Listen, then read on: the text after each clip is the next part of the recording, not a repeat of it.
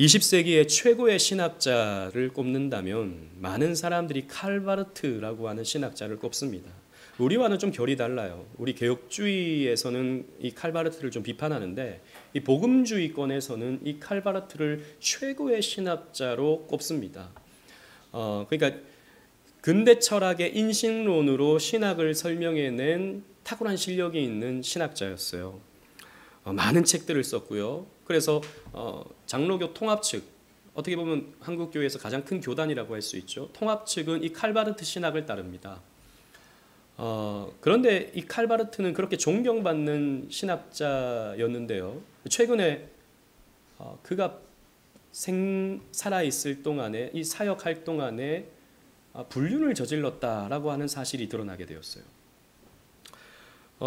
자신의 비서, 자신의 신학 비서입니다. 샬로테 폰 퀴르슈바움이라고 하는 여인과 오랫동안 불륜을 저질렀던 것입니다. 이 편지가 이제 드러나게 된 거예요. 그런데 이 바르트의 아내도 그 사실을 알고 있었습니다. 심각한 것은 그 집에 사무실이 있었는데요. 바르트의 집에 사무실이 있었는데 그 사무실에 매일 출근하는 그 여인과 간음을 한 거예요. 그러니까 아내가 그걸 다 보고 지냈던 것이죠. 그 사실을 알면서. 그래서 아내였던 넬리 호프만이라고 하는 이 여인이 남편에게 이혼을 요구했습니다. 나 이렇게 더 이상 못 산다. 당연히 그렇겠죠. 나 이혼하고 싶다. 내가 언제까지 이 꼴을 봐야 되냐. 이혼을 요청했습니다. 그런데 바르트는 이혼을 거부했어요. 왜냐하면 그 이유를 우리가 추측하는 겁니다.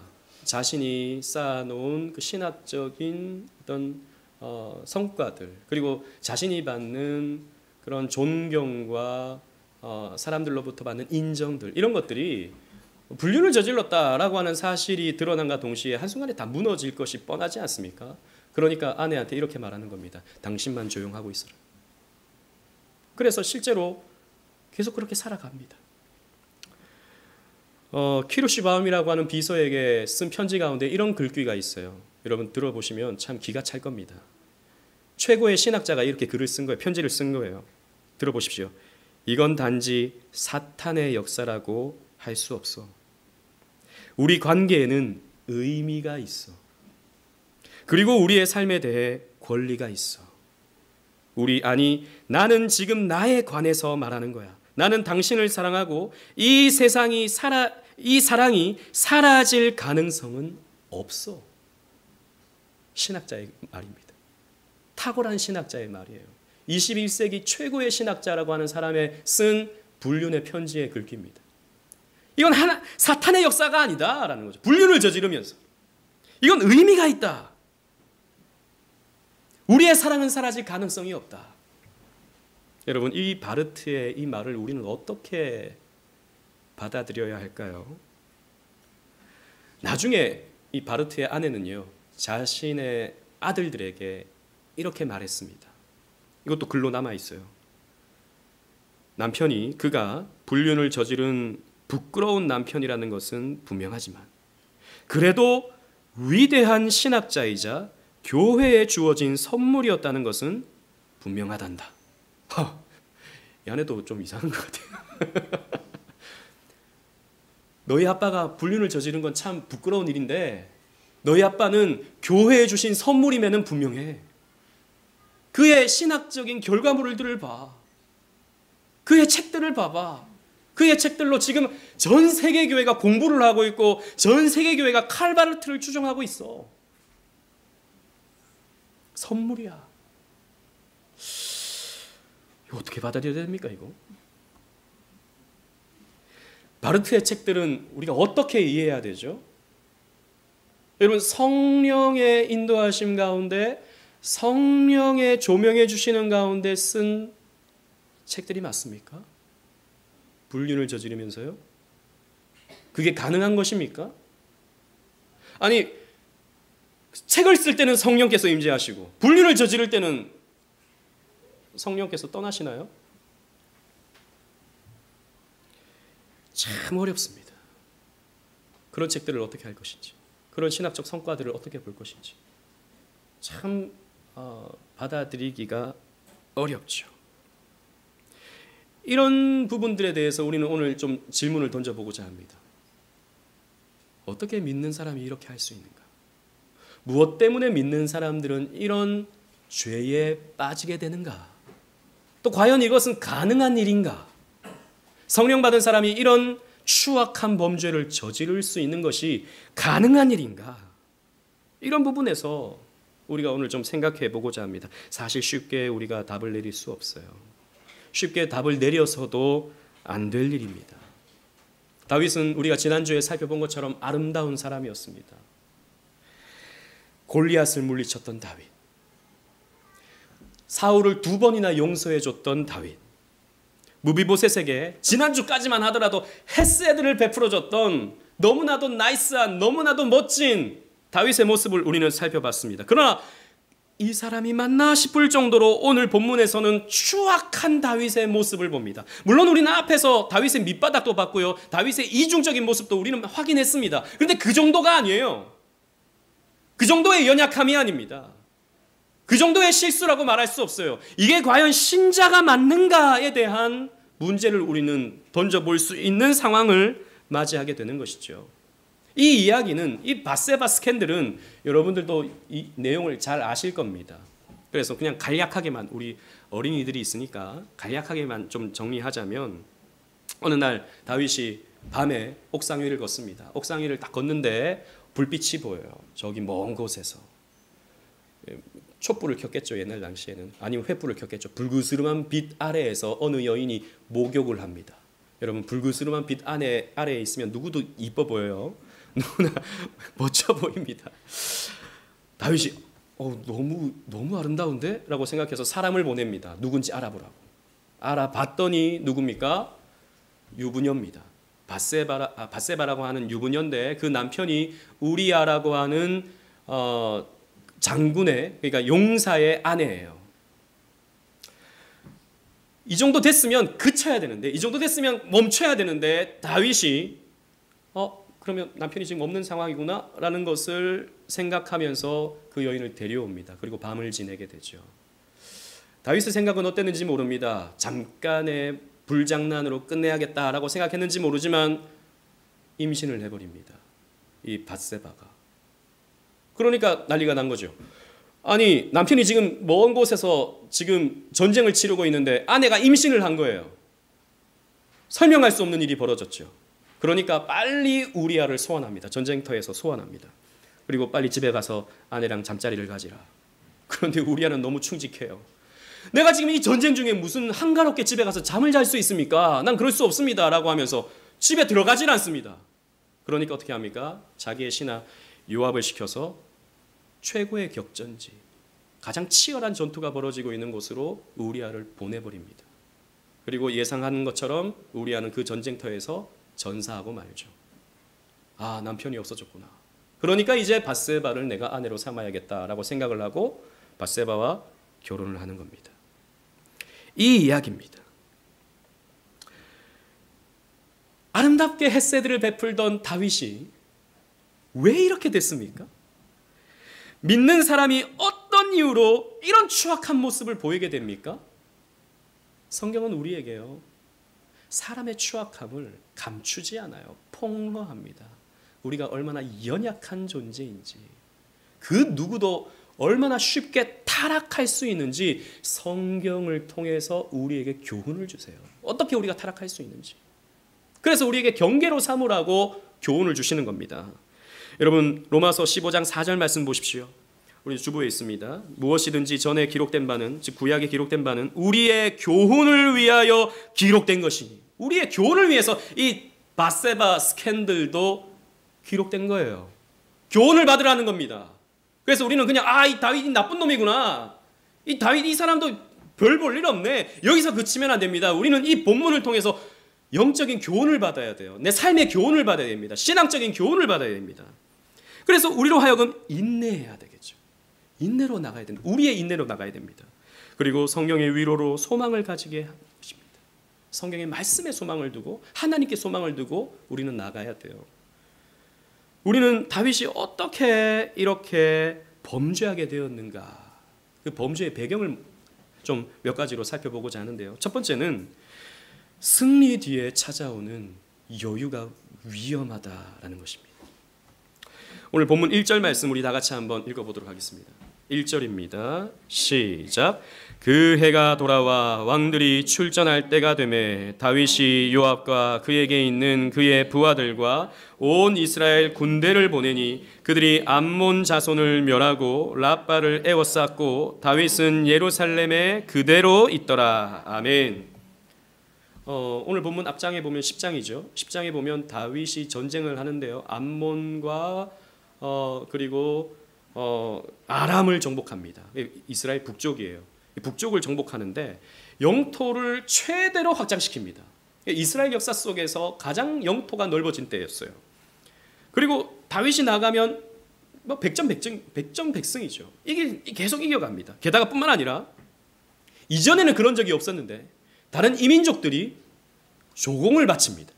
다윗에게. 이스라엘에게 조공을 바쳐주는 거죠. 우리를 좀 잘 봐달라고. 여러분, 이런 상태에서 백성들은 다윗을 어떻게 생각했을까요? 당연하죠. 인기는 치솟고요. 다윗에 대한 지지도는 100%입니다. 하나님 다음이에요. 모든 것이 완벽했습니다. 모든 것이 충분했어요. 그래서 겨울이 지나고 오늘 본문 보시면 겨울이 지나고 봄이 옵니다. 새해가 되었어요. 이스라엘은 3월이 정월이죠. 그래서 봄이 왔다라고 하는 것은 이제 전쟁할 때가 왔다. 겨울에는 비가 오니까 여기는 전쟁을 못해요. 마차를 못 끄니까. 그러니까 봄이 왔다라고 하는 것은 전쟁을 하게 될 때가 왔다라고 하는데 다윗은 이제 앞장서지 않습니다. 여러분, 근동 지역의 왕들은 언제나 앞장서서 싸웁니다. 그게 왕의 역할이에요. 전쟁에 나가는 것, 백성들을 이끄는 것. 그런데 다윗은 이제 그것도 필요 없어요. 이미 충분한데, 이미 넘치는데. 그래서 부하들을 보냅니다. 자신은 이제 왕궁에서 지내고 있죠. 그리고 2절을 보십시오. 2절 우리 다 같이 한번 읽어보도록 하겠습니다. 시작. 저녁 때에 다윗이 그의 침상에서 일어나 왕궁 옥상에서 거닐다가 그곳에서 보니 한 여인이 목욕을 하는데 심히 아름다워 보이는지라. 보십시오. 다윗이 침상에서 일어납니다. 저녁이 되었는데 밤이 찾아왔는데 침상에서 일어납니다. 잠이 오지 않습니다. 여러분, 잠이 오지 않는 이유는 몇 가지가 있죠. 걱정 근심이 많을 때 잠이 오지 않아요. 다윗이 걱정 근심이 많았을까요? 내 부하들이 지금 전쟁하고 있는데 어떻게 됐지? 너무 걱정이 된다. 이런 마음으로 잠을 이루지 못했을까요? 지금 상황을 보면 그런 상황은 아닙니다. 넘치는데 자기가 굳이 나가지도 않을 상황인데요. 그리고 또 우리가 잠이 오지 않을 때가 있죠. 여러분 언제죠? 여러분 언제 잠이 안 오십니까? 낮잠을 잤을 때 잠이 안 오죠. 여러분 그렇지 않습니까? 저도 이제 쉬는 날 이렇게 TV 이렇게 한 번씩 보면 잠이 솔솔 온다고요. 근데 자면 안 되는데 그 저녁 먹고 오는 잠이 너무 달콤한 거예요. 자잖아요. 그러면 그날 밤은 잠이 안 와요. 막 한 시가 돼도 막 자면 눈이 막 말똥말똥해요. 다윗이 그러지 않았을까 생각이 듭니다. 제 말이 아니고요. 핸드릭슨이라고 하는 탁월한 주석가는 그렇게 설명합니다. 다윗이 너무 여유로웠기 때문에 낮잠을 잔지 모르겠다라는 것이죠. 그러니까 밤에 잠이 오지 않으니까 그냥 이제 옥상에 올라가서 이리저리 그냥 보는 겁니다. 볼 게 없나. 그런 중에 이제 밧세바가 목욕하는 것을 보게 된 것이죠. 여러분 그렇습니다. 승리 뒤에 찾아오는 여유가요. 우리에게 너무 달콤하지만 또 한편으로는 위험합니다. 여유는 위험한 거예요. 여러분 사람들이 언제 범죄합니까? 여유로울 때 범죄합니다. 먹고 살기 힘들 때 긴장이 찾아올 때는요. 일하기 때문에 또 마음속에 있는 이 불안함 때문에 기도해야 되기 때문에 범죄할 시간이 없어요. 그런데 모든 것이 이루어졌다라고 생각될 때 이제 나는 충분하다라고 생각될 때 이제 나는 여유롭다라고 생각될 때 우리는 어떤 생각을 합니까? 뭐 재밌는 게 없나? 이거 생각합니다. 뭐 재밌는 게 없나? 재밌는 거 해봐요. 이것도 해보고 저것도 해보고 여행도 가보고 맛집도 가보고 맛집을 3시간 걸려서 갑니다. 요즘 사람들은 얼마나 여유로운지 얼마나 시간적으로 물질적으로 여유로운지 3시간 걸려서 밥 먹으러 간다고요.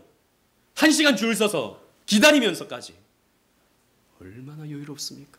그런데요, 그것으로 사람이 채워집니까? 채워지지 않죠. 더 재미있는 것, 더 자극적인 것, 더 쾌락적인 것을 사람들이 찾습니다. 그래서 어느 나라든지 발전된 나라일수록 마약을 하죠. 어느 나라든지. 왜? 그 여유를 감당할 수가 없는 겁니다. 뭔가를 해야 되는 겁니다. 더 재밌는 것. 그래서 우리나라도 점점 이런 마약에 노출이 되고 있는 것 아닙니까? 그 여유로운 시간을 감당을 못하는 거죠. 여러분, 우리가 결핍할 때는요, 일하기 바쁘고 기도가 간절해집니다. 죄 지을 시간이 어디 있어요? 간음할 시간이 어디 있어요? 간음할 돈도 없어요. 근데 돈이 있으면, 시간이 있으면, 여유가 있으면 다른 사람들을 쳐다본다는 겁니다. 누구나 그렇습니다. 그래서 여러분, 혹시 여러분들의 삶이 조금 여유로워졌습니까? 감사한 거죠. 여유가 있다는 것은 참 감사한 일입니다. 그러나 조심하십시오. 그 여유를 헛된 것에 시간을 낭비하지 마십시오. 헛된 일에 돈을 낭비하지 마십시오. 그 시간을 여러분들은 다른 무언가로 채워야 됩니다. 생산적인 것으로요. 영적인 것으로요. 그래서 여러분들이 말씀과 기도의 삶을 사셔야 되는 겁니다. 여러분, 사실 매일매일 새벽기도 동참하시고 매일매일 매주마다 수요예배 오시고 매일 우리 교회 하는 거 다 참여하면요, 여러분 바빠요. 바빠요. 뭐 할 시간이 없어요. 여러분들의 여유를 한번 점검해 보십시오. 여러분들의 그 여유로운 시간을 뭘 하고 있는지, 과연 여러분들을 유익되게 하는 것인지, 영적으로 여러분들을 유익되게 하는 건지, 아니면 여러분들을 망하게 만들고 있는 것은 아닌지, 더 즐거운 것, 더 재밌는 것 찾고 있는 것은 아닌지 생각해 보셔야 되는 겁니다. 그래서 우리는 섰다고 생각할 때 조심해야 됩니다.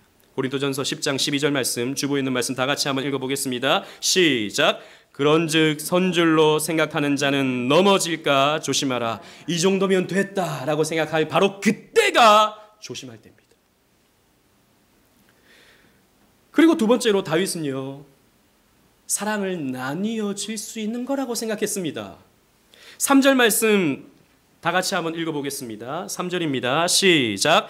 다윗이 사람을 보내 그 여인을 알아보게 하였더니 그가 아뢰되 그는 엘리암의 딸이요 햇사람 우리아의 아내 밧세바가 아니니까 하니. 보십시오. 심히 아름다워 보였던 이 여인이 누군지 알아보라고 했습니다. 알아봤더니 유부녀입니다. 충직한 군사의 아내입니다. 그런데 이 정도면 내가 참 헛된 생각을 했구나. 하나님이 너 잘못된 생각을 했어. 이거 깨우쳐 주시려고 유부녀라는 것을 나에게 알게 하셨구나 라고 생각을 해야 되는데 다윗은 아니었어요. 데려와 봐라 이렇게 하는 겁니다. 다윗은 마음에 들잖아요. 지금 다윗의 상황을 보면 이렇습니다. 누군가가 마음에 들잖아요. 그러면 만나보겠다는 겁니다. 누구든지.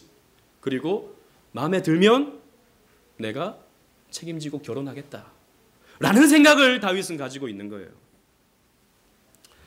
여러분, 왜 다윗이 이렇게 좀 이상한 생각을 가지게 됐을까요? 우리는요, 여기에서 다윗의 결혼관, 다윗의 사랑관이 왜곡되어져 있었다라고 하는 것을 발견할 수 있어요. 여러분, 다윗이 훌륭한 신앙인이라는 것은 부정할 수 없습니다. 다윗이 훌륭한 왕이었다라고 하는 것도 부정할 수가 없어요. 그러나 다윗의 흠 가운데 하나는 그의 사랑관의 왜곡이 있어요. 그의 결혼관의 왜곡이 있습니다. 어떤 것이죠? 사랑이 너무 쉬워요. 지금까지 그랬어요. 누구든지 마음에 들면 아내로 삼자라고 하면 아내가 되었어요. 너무 쉬워요. 결혼도 너무 쉽습니다. 여러분, 성경에 보면요, 이 다윗이요, 여러 아내를 두고 있는 것을 볼 수 있습니다. 처음에 이제 미갈이라고 하는 아내가 있었죠. 그리고 아히노암이라고 하는 아내를 광야에서 얻었습니다. 미갈은 이제 그때 당시는 사울이 빼앗아 갔으니까. 그 다음에 아비가일이라고 하는, 지난번 우리가 살펴봤던 아비가일이라고 하는 여자를 아내로 또 삼죠. 그리고 성경에 보면 마아가, 핫깃이라고 하는, 어떻게 만났는지는 나오지 않는 다윗의 이런 아내들이 있습니다. 기록된 아내들만 지금 5명이에요. 여기에 이제 밧세바가 추가되는 것이죠. 뭐죠? 너무 쉽습니다. 아내를 얻는 것이. 결혼하는 것이 너무 쉽고 사랑이 너무 쉬워요. 여러분, 다윗은요, 사랑이 나뉘어질 수 있는 거라고 생각했습니다. 나는 이 사람도 사랑하고 저 사람도 사랑하고 이 사람도 사랑할 수 있어. 다 아내로 삼을 수 있어. 라고 생각을 하고 있는 것입니다. 여러분, 과연 그렇습니까? 사랑은 나뉘어질 수가 있는 것입니까? 여러분, 칼바르트는요, 그 키루시바움이라고 하는 그 비서를 향해서 나는 너를 사랑한다 라고 말했어요. 이 사랑은 영원할 것이다 라고 말했습니다. 아내를 두고 있으면서도요. 이게 가능한 일입니까? 여러분, 그렇지 않습니다. 그것이 바로 사랑에 대한 왜곡된 지식이다라는 것입니다. 여러분, 사랑은요, 음욕과 다릅니다. 칼바르트의 그 마음은 음욕입니다. 다윗의 지금 밧세바를 향한 마음은 음욕이에요. 사랑과는 달라요. 사랑은요, 적어도 결혼 안에서의 사랑은 한 사람을 위해서 내 인생의 전부를 바쳐서 섬기는 것이 사랑입니다. 그게 사랑이에요. 그러나 음욕은 무엇이죠? 음욕은 내 성적인 욕망을 그 사람을 통해 소비하는 것입니다. 이건 인격과 상관이 없어요. 소비하는 것입니다. 도구화시키는 것이죠. 도구입니다. 도구. 여러분, 대부분의 포르노그래피가 그런 것 아닙니까? 그 사람과 내가 관계가 없어요. 그 사람을 내가 알 필요가 없어요. 영상에 나오는, 사진에 나오는 그런 음란한 것들을 보면서 사람들은 그것을 소비합니다. 자신의 성욕을, 자신의 음란함을. 이건 사랑이 아닌 것이죠. 이거 음욕인 것입니다. 그런데 끌어오르는 그 음욕을 사람들은 사랑이라고 착각합니다. 내 마음이 그렇게 가니까, 그 사람이 이뻐 보이니까, 그 사람이 좋아 보이니까. 이게 사람을 망하게 만드는 겁니다. 이게 사람을 추락하게 만드는 것이죠. 그리고 그것은요, 그 사람을 인격으로 대우하지 않고 도구화시켜버리는 겁니다. 하나님은 이걸 가장 싫어하셔요. 여러분, 6계명이 살인하지 말라라고 하는 계명인데, 우리가 새벽에 말씀을 나누었던 것처럼 이 6계명은 사람을 도구화하지 말라라는 겁니다. 사람의 생명은 귀한 것이기 때문에 버리거나 해하거나 아무렇게나 해서는 안 된다라고 하는 것을 6계명이 가르쳐 준다고요. 그런데 이런 음욕은 사람을 죽이는 겁니다. 당신은 도구일 뿐이다. 그래서 다윗은요, 여러 아내를 두지만 여전히 외롭습니다. 왜? 사랑해 본 적이 없어요. 진짜 사랑을 해본 적이 없어요. 예전에 저는 들었던 얘기입니다만, 의자왕은 여러분 궁녀가 삼천궁녀 이러지 않습니까? 그래서 누가 그랬대요. 아이고 부러워라. 아이고 궁녀가 삼천궁녀 3,000명의 여자를 데리고 있었으니 부럽다 하고 그랬대요. 그런데 그 얘기를 어떤 목사님이 저한테 이제 설교 시간에 해주셨는데, 의자왕은 참 불쌍한 사람이다라는 거죠. 왜요? 진짜 사랑을 해본 적이 없는 사람이라는 거죠. 진짜 사랑을 못 해봤으니까 이 사람 저 사람으로 자꾸 채워보려고 하니까 채우다 보니까 3,000명이나 되는 것입니다.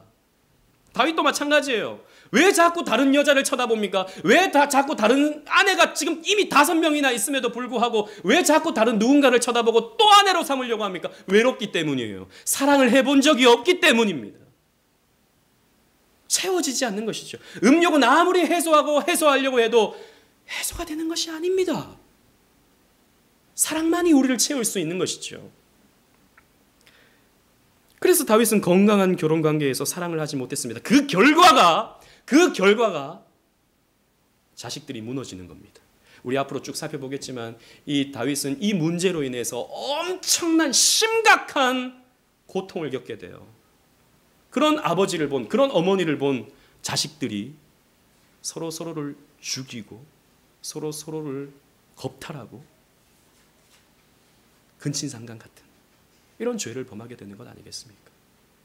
정상적인 가정이 아니었다라는 것입니다. 그래서 외도라고 하는 것은 필연적으로 중독됩니다. 왜요? 이 사람과 채워보려고 해도 안 되고 저 사람과 채워보려고 해도 안 되기 때문에 계속해서 다른 누군가를 찾게 되죠. 그래서 외도라고 하는 것은 중독되게 만드는 것입니다. 그래서 성경은 왕에게 이렇게 경고하고 있습니다. 우리 지난번에도 살펴봤지만 신명기 17장 17절 말씀 우리 다 같이 한번 읽어보도록 하겠습니다. 시작. 그에게 아내를 많이 두어 그의 마음이 미혹되게 하지 말 것이며 자기를 위하여 은금을 많이 쌓지 말 것이니라. 하나님은 왕에게 이런 경고를 하셨습니다. 아내 두지 말라. 아내 많이 두지 말라. 여럿 두지 말라라는 것입니다. 그러함에도 불구하고 다윗은 자신의 음욕을 참지 않았다는 겁니다. 그리고 죄는 확장되는 특성을 가지죠. 이것을 다윗은 간과한 것입니다. 처음부터 다윗이 우리아를 죽이려고 했겠습니까? 그러진 않았을 겁니다. 그저 자신의 욕망을 해소하고 싶었던 것이죠. 한 번의 죄로, 한 번의 불장난과 같은 죄로 끝날 수 있을 거라고 과신했던 겁니다. 그리고 아마도 우리아가 몇 달 동안 자리를 비우니까 그 몇 달 동안은 내가 좀 즐겨야겠다라고 생각했을지도 모르죠. 그러나 이 간통은 결국 살인으로 이어지게 되었습니다. 보세요. 다윗의 범죄는 그저 간음죄 하나로 끝나지가 않아요. 그는 남의 아내를 탐냈으므로, 여러분 이건 몇 계명 어기는 겁니까? 남의 아내를 탐내는 것, 10번째 계명을 어긴 겁니다. 그리고 간음합니다. 몇 번째 계명이죠? 7계명. 그리고 밧세바가 임신했다는 소식을 듣고 이 사실을 묻으려고 우리아를 동침하게 하려는 거짓 모의를 꾸몄습니다. 9계명을 어겼죠. 또 우리아를 전장에 나가서 죽게 한 죄로 6계명을 어기게 되는 겁니다. 결과적으로 남의 아내를 도둑질한 죄로 8계명까지 어기게 됐어요. 6계명, 7계명, 8계명, 9계명, 10번째 계명까지 다윗은 한꺼번에 다 어기게 됩니다. 간음, 음욕 하나가 다른 모든 죄를 만들어버리게 되죠. 여러분 더 소름 돋는 게 뭔지 아십니까? 더 소름 돋는 게 뭐냐면 다윗이 나중에 우리아가 죽었다는 전령의 소식을 듣고 나서 다윗의 하는 말이 소름 돋습니다. 25절 말씀 보십시오. 제가 여러분 충격받으실까 봐 제가 그냥 읽어드릴게요. 다 같이 읽으면 여러분 충격받으실 수 있으니까. 25절입니다. 다윗이 전령에게 이르되 너는 요압에게 이같이 말하기를 이 일로 우리아가 죽은 일로 걱정하지 말라. 칼은 이 사람이나 저 사람이나 삼키느니라. 그 성을 향하여 더욱 힘써 싸워 함락시키라 하여 너는 그를 담대하게 하라. 다윗의 말입니다. 다윗이 불안했던 거예요. 우리아 안 죽으면 어떡하지? 우리아 계속 살아서 이 밧세바가 임신한 거 이거 알면 어떡하지? 불안했던 겁니다. 그런데 우리아가 죽었어요. 속으로 쾌재를 부르는 것이죠. 드디어 죽었구나. 그러니까 신하는 우리아가 죽었다. 당신이 이제 전쟁터에 보내라고 했던 우리아가 죽었다라고 하는 슬픈 소식을 전해주는데 다윗이 걱정하지 마. 아니 전쟁하다 보면 죽을 수도 있고 살 수도 있고 그러는 거지. 뭐 그런 일로 걱정하고 그래. 앞에 나가서 열심히 싸우도록 해. 앞으로 다른 군사들도 열심히 용맹하게 싸우라고 전해. 좋아합니다. 우리아가 죽은 것을 좋아합니다.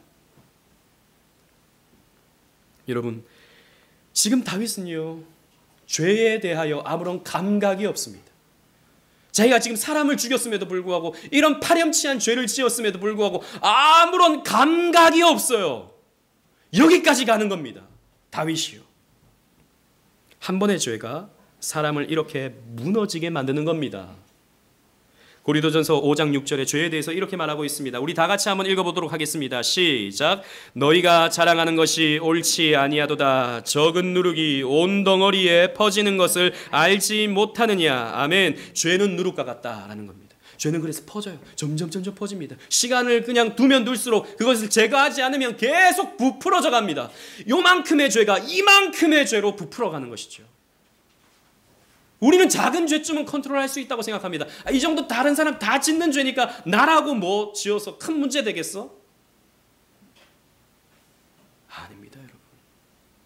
그 죄가 태산같이 커지게 되는 거예요.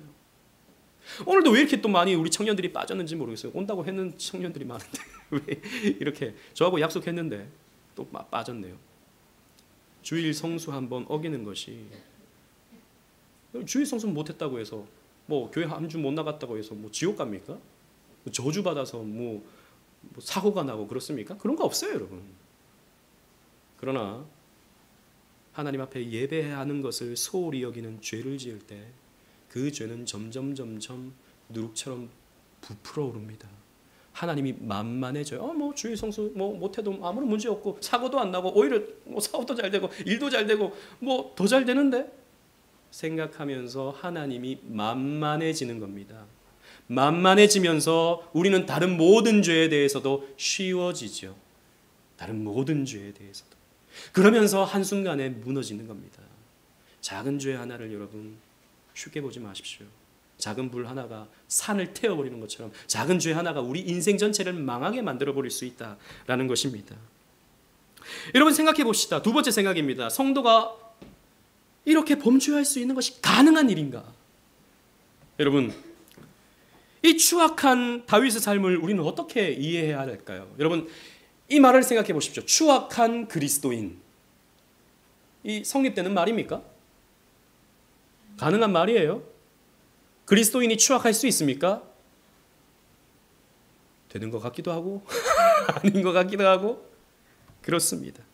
오늘 본문은 우리에게 참 고민을 던져줍니다. 여러분 도대체 그리스도인이라는 사람은 어떤 사람이죠?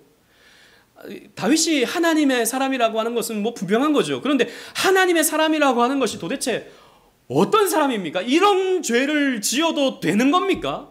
이런 죄를 지을 수나 있는 겁니까?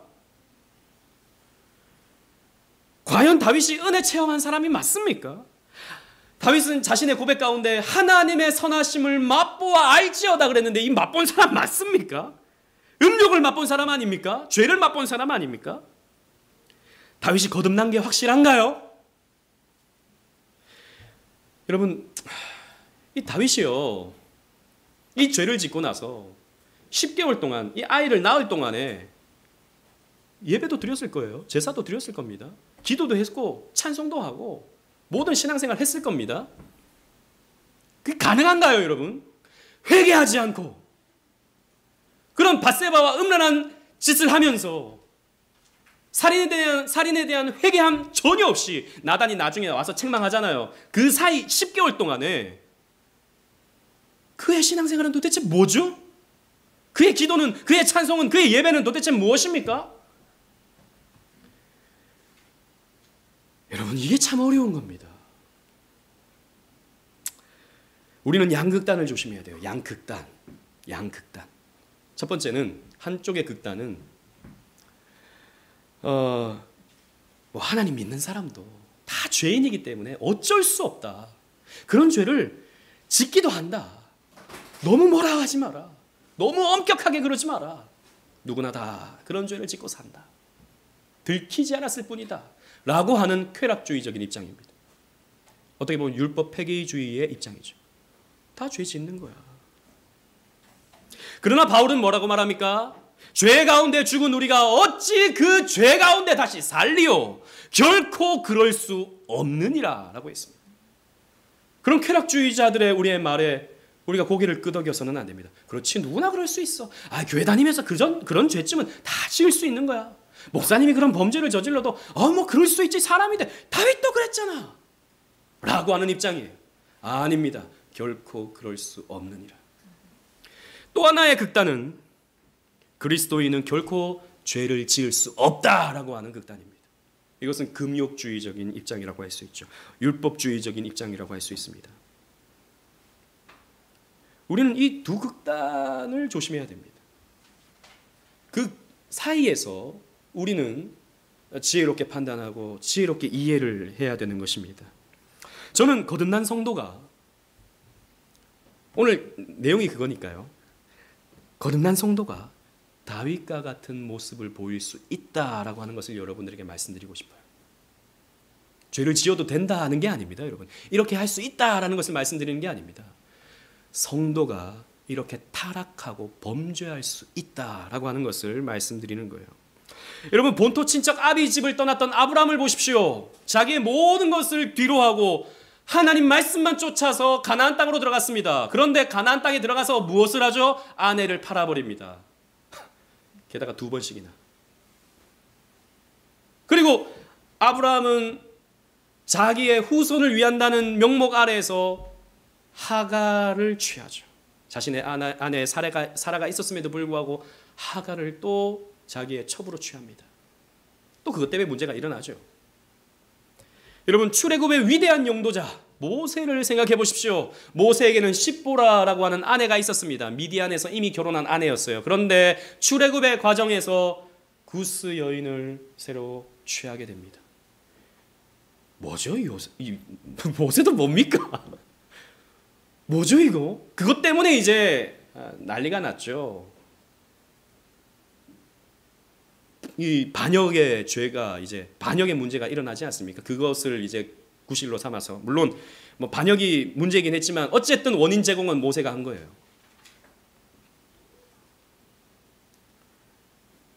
아브라함도 모세도 이런 경험들이 있는 겁니다. 근데 성경은요 언제나 그렇습니다. 그런 아내를 여러 취한 것 때문에 문제가 일어나는 거예요. 여러분, 어떤 사람들은 봐라, 성경에서도 이렇게 일부 다처제를 인정하는 것이 아니냐. 아닙니다, 여러분. 절대 아니에요. 그 여러 아내를 취함으로써 겪게 되는 고통을 아주 상세하게 성경은 가르쳐 줍니다. 최근에 어떤 목사님의 소식을 들었습니다. 뭐 저랑 뭐 관계하는 목사님은 아니에요. 저 강남에서 뭐 개혁주의 그러면 뭐 말끝마다 개혁주의를 말하는 목사님입니다. 그분의 설교, 그분의 뭐 영상 칼럼 이런 거 보면 처음부터 끝까지 다른 목사님들 비판, 다른 교회에 대한 비판이에요. 뭐 썩었네, 타락했네, 뭐 타협했네, 온갖 그런 얘기들밖에 안 하는 아주 극단적인 목사님입니다. 이 개혁주의를 말하는 목사님 중에서 가장 극단적인 목사님이에요. 그런데 그 목사님이 이 7계를 범한 거예요. 그래서 더 이상 교회에서 설교를 할 수 없게 된 겁니다. 그 교회는 지금 공중분해의 그런 상황에 처하게 되었어요. 아니, 개혁주의 한다는 목사님이, 바르게 말씀을 전한다는 목사님이, 교회를 다른 교회보다 더 바르게 세우겠다라고 하는 목사님이, 그래서 다른 사람을 늘 신랄하게 너무 지나칠 정도다라고 할 만큼 비판하던 목사님이 간음죄를 저지른 거예요. 참 받아들이기 어려운 문제죠. 그런데 여러분, 이 비판이라고 하는 것이 참 무서운 겁니다. 다른 사람을 비판하는 것. 저도 그런 우를 범할 때가 참 많은데요. 다른 사람을 비판하면요, 다른 사람을 비판하면서 은근히 나 자신은 의롭다라고 하는 카타르시스를 갖게 되죠. 나르시시즘을 갖게 됩니다. 비판이라고 하는 것은 그런 감정을 갖게 만듭니다. 나 자신에게 만족하게 만들어버려요. 그래서 비판이 참 위험한 겁니다. 여러분, 이런 이야기를 들으면 이런 목사님들의 그런 이야기를 들으면 어떤 느낌이 드십니까? 의분이 차오르십니까? 예, 우리는 그래야 됩니다. 그러나 우리는 이렇게 생각해야 됩니다. 누구나 이러한 연약함에 빠질 수 있고 누구나 이런 타락함에 빠질 수 있다라고 하는 것을 우리는 생각해야 됩니다. 잘못 생각하면 이렇게 되는 거예요. 이제 나중에 본인이 이제 외도를 저지르고 나서 뭐 나만 그랬나, 모세도 그랬다 그러고 목사님이 아브라함도 그랬다 그러고 다윗도 그랬다 그러고 다 그런 거 아니에요? 이건 틀린 말입니다. 이렇게 말해서는 안 되는 것입니다. 여러분, 우리는 다윗의 이런 연약함의 모습을 보고 우리는 어떻게 받아들여야 됩니까? 다윗이 이랬다면, 다윗이 이런 범죄를 범했다면 나는 얼마나 쉽게 넘어질 수 있는가, 나는 얼마나 쉽게 이런 죄를 범할 수 있는가를 조심하면서 더욱 조심해야 된다라고 하는 생각으로 가야 되는 거예요. 여러분, 우리가 이렇게 될 수 있어요. 다윗이 앞에서 말씀드린 것처럼 그 사이에 예배도 드리고 기도도 하고 찬송도 했다고요. 그런데 거기에 대한 자신을 바라보지 못했다고요. 자신을. 말씀 앞에 자신을 보지 못하고 하나님 앞에서의 자신을 서지 못하고 그저 그냥 교리적인 지식, 하나님에 대한 그 성경적인 지식, 이런 것들로만 귀를 간지럽혔다고요. 여기에 그런 분들이 없길 바랍니다. 그런데 있어요. 안타깝지만 있습니다. 교회 와서 말씀은 듣는데 그냥 그게 말씀이에요. 말씀으로 끝나요. 좋은 말씀 들었구나. 아닙니다. 제가 초반에 말씀드렸던 것처럼 이 말씀의 교훈을 받아서 경계로 삼아야 되는 거예요. 이렇게 요요라는 것이 위험하구나. 사랑은 나뉘어질 수가 없는 거구나. 이건 음욕일 뿐인 거구나. 이 음욕을 내가 사용해서는 안 되는 거구나. 그리고 죄를 간과해서는 안 되는구나. 교훈으로 삼아야 되는 것입니다. 그래서 여러분, 우리는요, 이런 마음을 가지면서 두 가지로 우리 좀 정리하길 바라요. 뭐냐면 첫 번째는 사람을 믿지 말라는 겁니다. 사람을 의지하지 마십시오. 여러분, 성경은요 이렇게 멋진 아브라함을 보여줍니다. 그러나 아브라함의 이면을 또 보여줘요. 멋진 모세를 보여줍니다. 그러나 멋진 모습 이면에 있는 모세의 추악한 모습을 보여줍니다.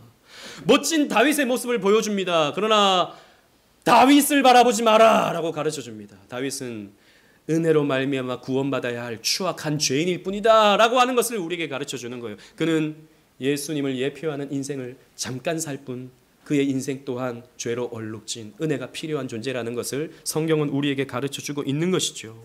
사람 의지하지 말라라는 겁니다. 여러분, 사람에게 무엇을 기대합니까? 무엇 실망을 하십니까? 목사에게 별로 기대 안 하시죠? 목사에게 무엇을 기대하십니까? 우리는 사람에게 기대할 것이 없습니다. 성도님들에게 기대하지 마십시오. 사랑해 주십시오. 그죠? 뭘 기대했다가는 실망했다. 뭘 기대를 합니까? 그냥 사랑해 주는 겁니다. 이해해 주는 겁니다. 용납해 주는 겁니다. 성경은 우리에게 말해주고 있어요. 시편 14편 3절에 선을 행하는 자가 없으니 하나도 없도다. 하나도 없다. 목사도 없고 무슨 대단한 신앙인 그 이면을 보면 냄새나는 구석이 있다라는 겁니다. 그리고 여러분 자신도 너무 과신하지 마십시오. 여러분 자신을 믿지 마십시오. 나는 이렇게 신앙생활해도 얼마든지 신앙생활할 수 있어. 이 정도쯤은 내가 적당히 타협하면서 신앙생활할 수 있어. 자신을 과신하지 마십시오. 고린도후서 1장 9절 말씀을 함께 읽어보도록 하겠습니다. 시작. 우리는 우리 자신이 사형 선고를 받을 줄 알았으니 이는 우리로 자기를 의지하지 말고 오직 죽은 자를 다시 살리시는 하나님만 의지하게 하심이라. 아멘. 우리 자신을 의지하지 말고, 여러분, 구원은 오직 은혜라고 하는 것은 우리 자신은 구원의 근거가 되지 못하기 때문에, 왜? 이런 추악한 타락한 모습을 보일 수 있는 가능성이 농후한 우리이기 때문에 하나님은 오직 은혜로 우리를 구원하시는 것이다 라는 것이죠. 그래서 우리는 하나님만 의지해야 된다는 겁니다. 그리고 성도의 삶에는 죄와 은혜가 혼재되어 있다라고 하는 사실을 우리는 기억해야 됩니다. 지난주 아름답게 헤세드를 베풀던 이 다윗이 이 추악한 죄를 아무렇지 않게 저지르는 겁니다. 어떻게 이럴 수 있나? 나쁜 놈이라고 우리는 정의롭게 말할 수 있지만 사실 여러분, 우리의 삶이 다를 바가 없습니다. 간음죄가 아니라면 우리는 도둑질을 합니다. 살인이 아니라면 우리는 인격의 살인을 합니다. 자주자주 미워하고 시기하고 질투하고 남의 것을 탐을 내는 그런 죄를 우리는 너무나도 쉽게 짓고 있습니다. 그래서 성도의 삶은 복잡합니다. 쉽게 어떻다라고 말하기가 어렵습니다. 죄와 은혜가 뒤섞여 있죠. 그리고 하나님은요, 그런 죄를 우리에게 보여주시면서 동시에 들키게 해주심과 동시에 은혜를 베풀어 주시죠. 여러분, 제가 여러분들 보면 참 너무 귀하고 또 한편으로는 너무 감사하고 또 우리 교회 인물 좋은 분들이 참 많아요. 참 아름답습니다. 그러나 언젠가는 우리는 들킵니다. 우리가 얼마나 믿음 없는 자인지. 목사에게 들키고 성도님들에게 들킵니다. 얼마나 우리가 추악한 자인지 우리는 들켜요. 아무 관계하지 않으면 안 들키는데 관계를 조금만 해보면 들킵니다. 내 자신이 들켜요. 이게 참 부담될 때가 있어요. 그러나 여러분, 들켜야 됩니다. 그래서 김영희 목사님은 우리 교회 작년에 오셨던 김영희 목사님은 이 본문을 설교하시면서 다윗에게 은혜는 무엇이었는가? 다윗에게 은혜는 밧세바를 통해서 얻게 된 그 아이였다라고 말해요. 여러분, 무슨 말입니까? 아이가 무슨 은혜입니까? 그 아이 때문에 결국에는 살인까지 저지르게 되고 그 아이는 꼭 나중에 죽게 되거든요. 하나님이 벌을 주셔서.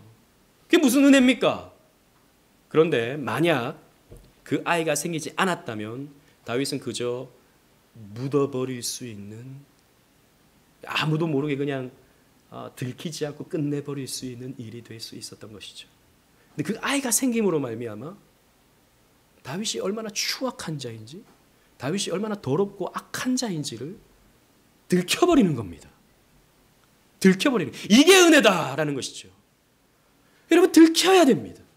언젠가는 하나님이 여러분들 들키게 하십니다. 그때 아이고 부끄러워라, 난 더 이상 여기서 교회 생활 못하겠다, 도망가지 마십시오. 갈 수도 있는데 도망가지 마십시오. 거기서부터 은혜가 시작되는 겁니다. 나의 약함과 나의 부족함과 나의 추함을 인정하면서 오직 십자가만을 붙드는, 오직 은혜만을 붙드는 그러한 삶으로 우리는 나갈 수 있는 것입니다. 그런 면에서 그 아이는 은혜였다라는 것입니다. 그래서 죄입니다. 그건 죄예요. 하지만 은혜가 될 수 있는 겁니다. 죄와 은혜가 혼재되어 있죠. 우리의 신앙생활이, 우리의 삶이라는 것이 그렇다라는 것입니다. 그래서 로마서 5장 20절 21절은 이렇게 우리에게 말씀해 주고 있는 겁니다. 주보를 보시면서 20절을 제가 읽고 21절을 다 같이 읽겠습니다. 율법이 들어온 것은 범죄를 더하게 하려 함이라. 그러나 죄가 더한 곳에 은혜가 더욱 넘쳤나니. 시작. 이는 죄가 사망 안에서 왕노릇한 것 같이 은혜도 또한 의로 말미암아 왕노릇하여 우리 주 예수 그리스도로 말미암아 영생에 이르게 하려 함이라. 아멘. 보십시오. 죄가 더한 곳에 은혜가 더합니다. 그렇다고 우리가 죄를 함부로 지어서는 안 되는 것이죠. 하지만 하나님은요, 이 죄와 은혜가 혼재되게 만들어 버리심으로 말미암아서 우리는 오직 그리스도 예수만 붙들도록 만들어 버리시는 것입니다. 그러나 이 죄는 너무 무서운 거예요. 나중에 여러분, 이 다윗의 말로가 얼마나 비참해지는지 앞으로 우리가 살펴보게 될 텐데, 그래서 죄를 우리는 무서워해야 됩니다. 말씀을 맺겠습니다. 주님은 세 계명의 말씀을 주셨어요. 마태복음 5장 27절 28절 말씀 우리 다 같이 한번 읽어보겠습니다. 시작. 또 간음하지 말라 하였다는 것을 너희가 들었으나 나는 너희에게 이르노니 음욕을 품고 여자를 보는 자마다 마음에 이미 간음하였느니라. 아멘. 보십시오. 간음하지 말라라고 성경이 말씀하고 있는데, 이 간음이라고 하는 것은 그런 이성과 잠자리를 같이 해야만 간음이 아니라 마음으로 음욕을 품은 것 자체만으로도 간음이다 라고 말씀하고 있습니다. 왜냐하면 마음에서부터 시작되기 때문이에요. 다윗이 그 밧세바를 보고 음욕을 품기 시작한 그 순간부터 간음은 시작된 겁니다. 그걸 행동화되어서 나타낸 것뿐이죠. 그래서 여러분, 우리의 마음을 지키는 것이 참 중요합니다. 마음을 지키십시오. 마음을 우리가 어떻게 지킵니까? 마음이 왔다 갔다 하는 마음인데 이걸 우리가 어떻게 지킬 수 있습니까? 그래서 여러분들은 매일매일 말씀을 들어야 됩니다. 말씀에 참여해야 됩니다. 기도해야 됩니다. 방금 성경 본 사람이 이번 주 또 새벽에 우리 7계명 나오거든요. 간음하지 말라. 그거 성경 본 사람이 쉽게 간음할 수가 없어요. 그래서 우리는 날마다 말씀으로 채워야 되는 겁니다. 간음은요, 부부관계를 망칩니다. 이건 깨진 유리와 같아요. 간음죄는 깨진 유리와 같습니다. 한번 깨지면요, 붙일 수가 없어요. 요즘 기술이 좋아서 붙일 수는 있어요. 이렇게 붙여가지고. 근데 다 티가 나죠. 그죠? 유리는 아무리 잘 붙여도 티가 나게 되어 있습니다. 그래서 아무리 여러분 자식 때문에 같이 살아야지 하면서 사는 부부들 많지만, 한번 이렇게 간음으로 뒤틀려버린 부부는 회복 불가능입니다.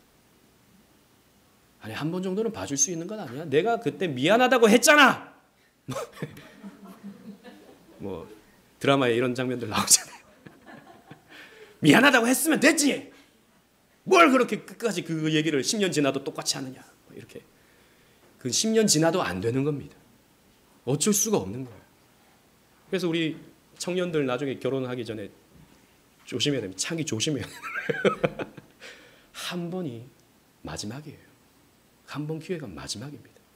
남자만 그렇습니까? 밧세바는 잘못 없습니까? 다윗이 오라 그러면 못 갑니다. 남편이 있습니다. 해야 될 것 아닙니까? 왜 따라갑니까?